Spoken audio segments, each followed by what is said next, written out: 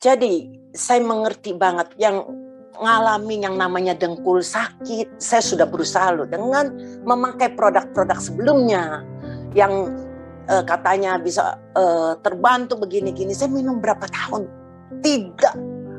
tidak membaik. Sampai saya minum SOP. SOP inilah yang membuat dengkul saya betul-betul sampai hari ini. Saya naik tangga turun naik tidak masalah. Teman-teman pikirkan, dari satu masalah aja dengkul, itu juga sudah menyiksa. Saya sempat berpikir, saya mau apa? Saya mau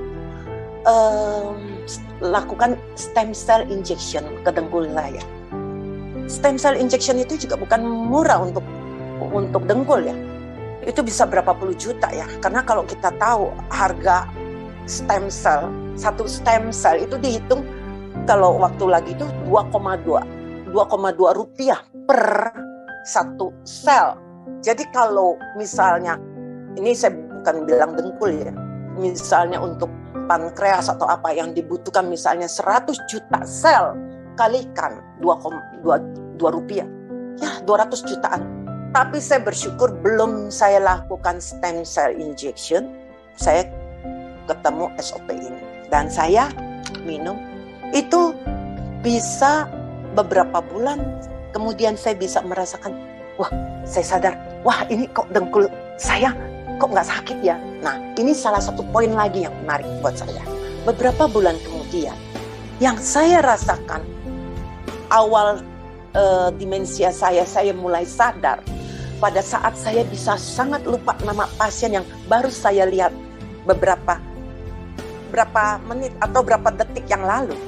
Saya bisa lupa. Saya nggak pernah ngalamin seperti itu. Kalau teman-teman nggak percaya, coba tanya sama dokter kenalan.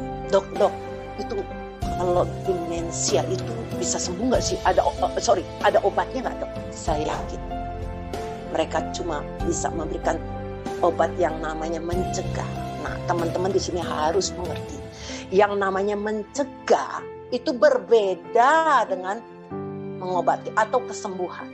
Mencegah itu tidak bisa menyembuhkan.